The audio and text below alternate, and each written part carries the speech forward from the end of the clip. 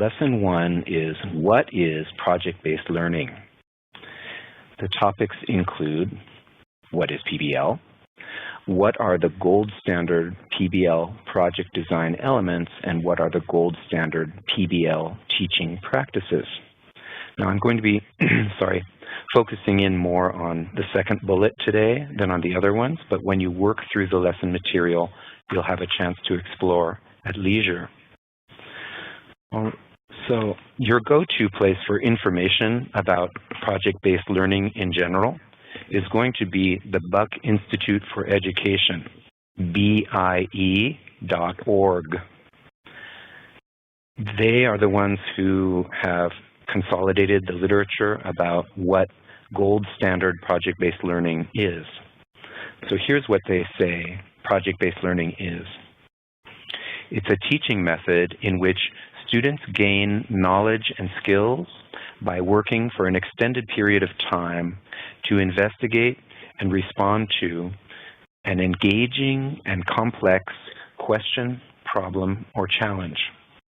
So let's dive in with an example of a well-designed project in a language classroom. Here we see the Dia de los Muertos, which was carried out by students from High Tech High. It's a high school in Chula Vista neighborhood in San Diego. Students in this project worked collaboratively to manage and execute a community celebration of the Mexican Day of the Dead. Students in this large-scale project, which covered several grades, helped organize a public celebration, created public artworks, including traditional style altars, and they presented dramatic narratives and performed other activities using Spanish and English. The teachers who designed the Dia de los Muertos project were relying on a body of literature published through the Buck Institute for Education that has identified the key features of project-based learning. And just this past year, they refined their definition to become what they call gold standard PBL. There are two main facets that we can look at of gold standard project-based learning. The first one is essential project design elements, and the other one is project-based teaching practices. Now, none of the things that are listed in project design elements or in project-based teaching practices is anything that we wouldn't recognize. It's just that they're packaged into an approach that represents a fairly radical departure from our usual way of organizing curriculum, especially language curriculum. Now today, I'm just going to focus on the essential project design elements, because these are probably likely to strike you as being less familiar, and you can have a look at the teaching practices on your own. You'll be hearing plenty about them later also, and in the lesson you can look through them yourselves. I'm going to align my discussion of essential project design elements with the celebration of the Mexican Day of the Dead that I mentioned above. So each time I cite an essential project design element, I'm going to be talking about that Dia de los Muertos project. At the center of this lens on the screen, you can see what project-based learning is focused on, and that is key knowledge, understanding, and success skills. That's the first thing that we need to look at, because that is what the students will carry away from this experience through the rest of their lives. Key knowledge, understanding, and success skills are really the outcomes that we want our students to achieve. They represent a point of focus, a target, if you will, while the other elements, the flanges of the lens that you can see around the sides, are more like means toward gaining these key knowledge, understanding, and success skills. So let's break it down a bit. Key knowledge and understanding is content standards, concepts, and in-depth understandings that are fundamental to school subject areas and academic disciplines. Students learn how to apply knowledge to the real world and use it to solve problems, answer complex questions, and create high-quality products. So in terms of the Dia de los Muertos, not only did students learn propositional content about the holiday, maybe its history, but also through gathering information from native-speaking informants, they came to understand the significance of the holiday and to extend its meaning into the realm of their own lives, to relate personally to that key knowledge and to reflect on it to create their own understanding. Success skills. To think critically and solve problems, work well with others, and manage themselves effectively. We call these kind of competencies success skills. They're also known as 21st century skills or college and career readiness skills.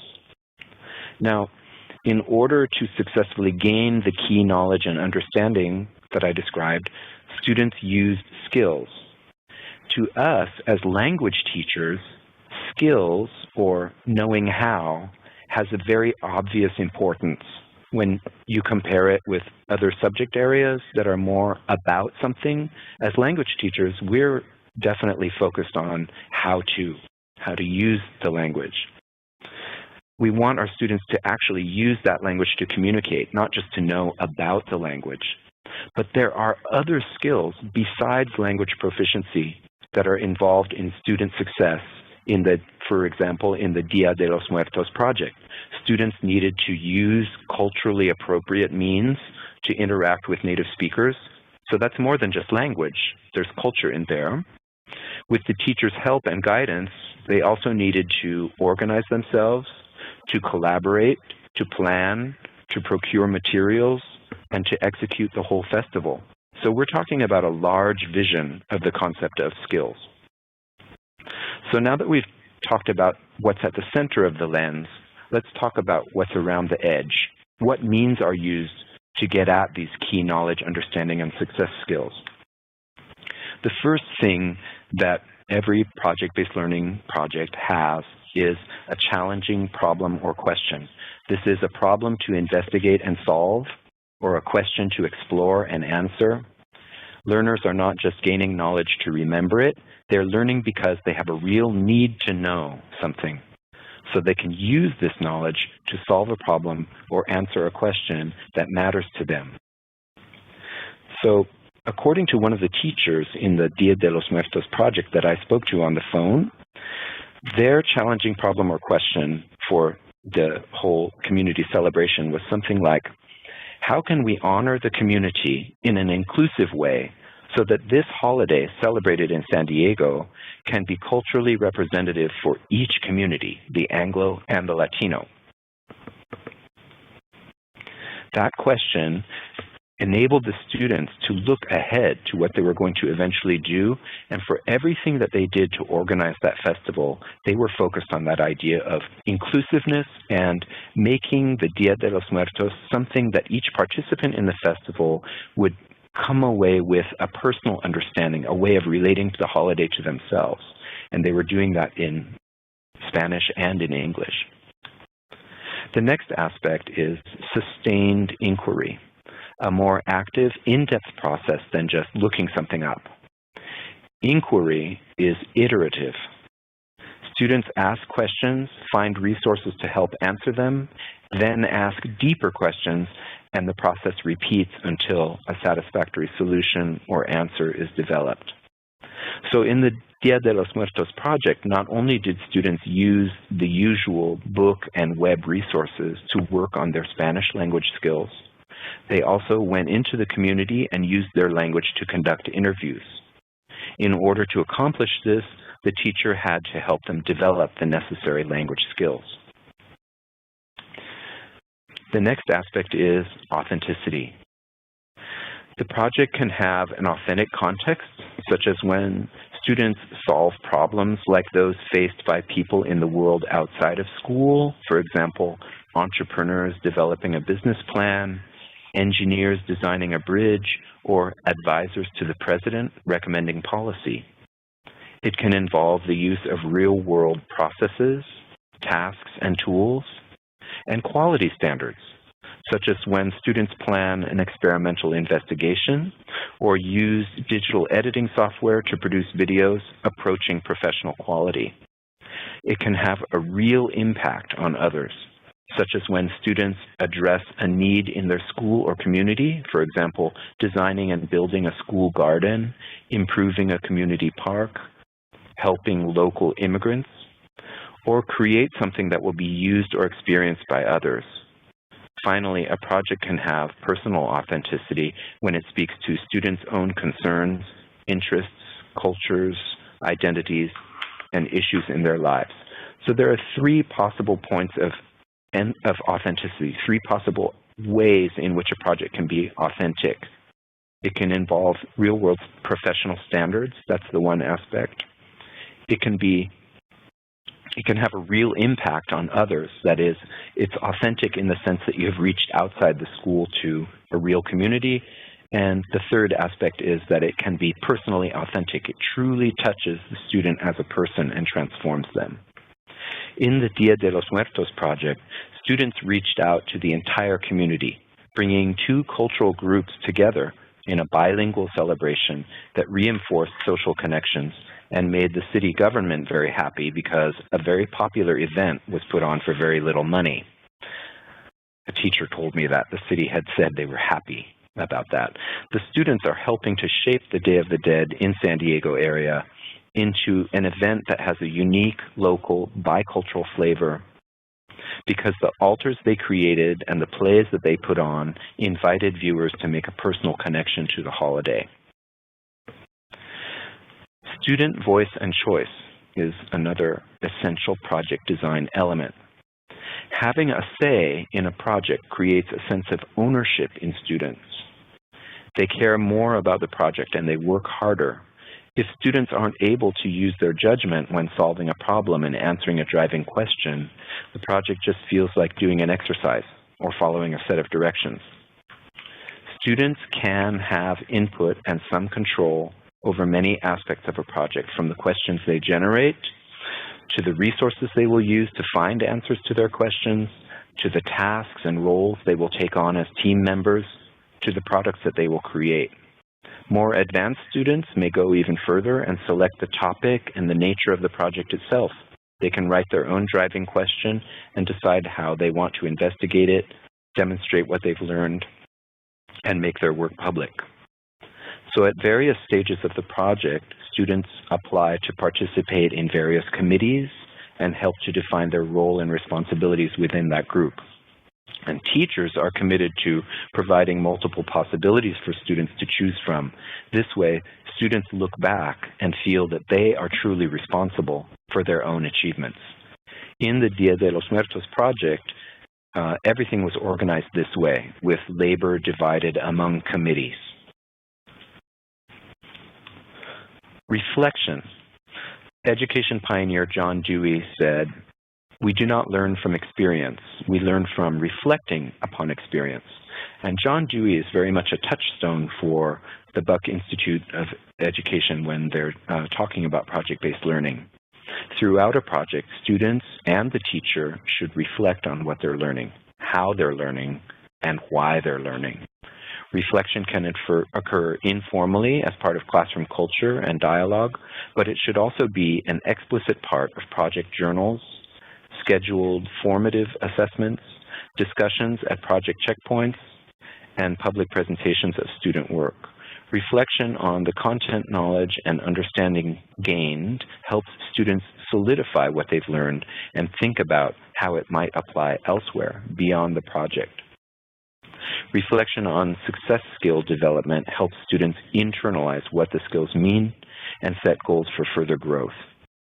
Reflection on the project itself, how it was designed and implemented, helps students decide how they might approach their next project and helps teachers improve the quality of their PBL practice. Critique and revision. High-quality student work is a hallmark of gold standard PBL, and such quality is attained through thoughtful critique and revision. Students should be taught how to give and receive constructive peer feedback that will improve project processes and products, guided by rubrics, models, and formal feedback and critique protocols.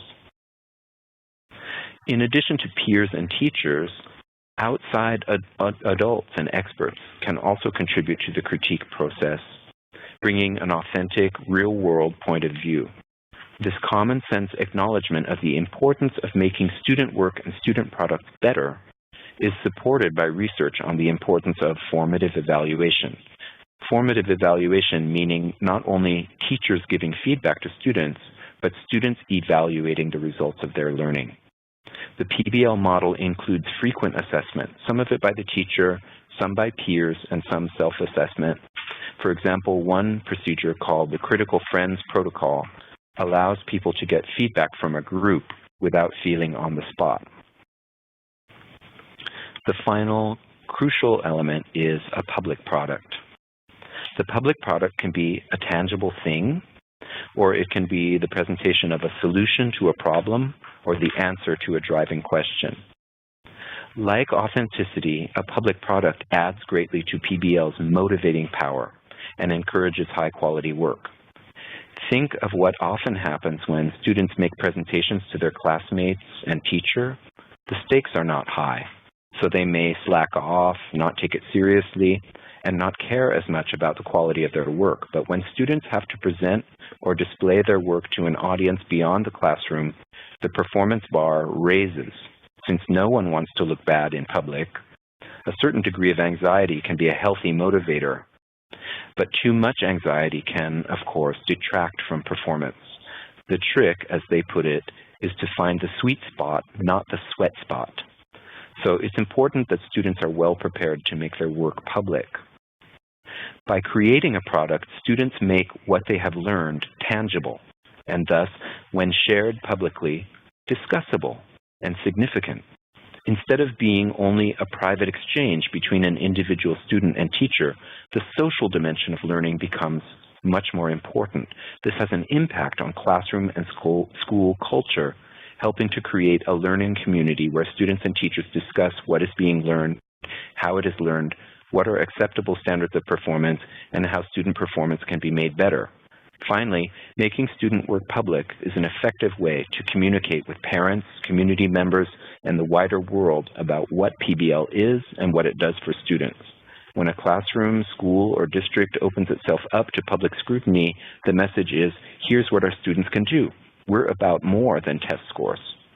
Many PBL schools and districts reinforce this message by repurposing the traditional open house into an exhibition of project work, which helps build understanding and support for PBL among stakeholders. When the public sees what high-quality products students can create, they're often surprised and they're eager to see more. The Dia de los Muertos project is an outstanding example of a project with a wide-reaching public audience, giving students from High-Tech High broad exposure for the products that they created as part of this project. Approximately 800 people attended the entirely student-organized celebration in a park in Chula Vista, and this included spoken word performances, children's carnival, face painting, a gallery of artwork based on traditional sayings, painting candy skulls, storytelling in English and Spanish with dress-up, and there may have been more that I don't know about. So those are the essential project features in PBL as described in the relevant literature. Of course, there are many details involved in laying out a full-on project, including what proportion of your curriculum is going to be dedicated to the project and all the various ways in which you will support the students in designing and assessing the pieces of the project.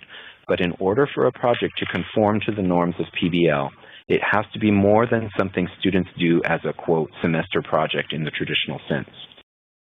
It must have all of the features we've mentioned. How exactly this fits into your language classroom is a question that will require a lot of thinking on your part. In line with that need, we have designed a template for a project blueprint that will serve as your planning site for a project that you will carry out, perhaps in this coming academic year.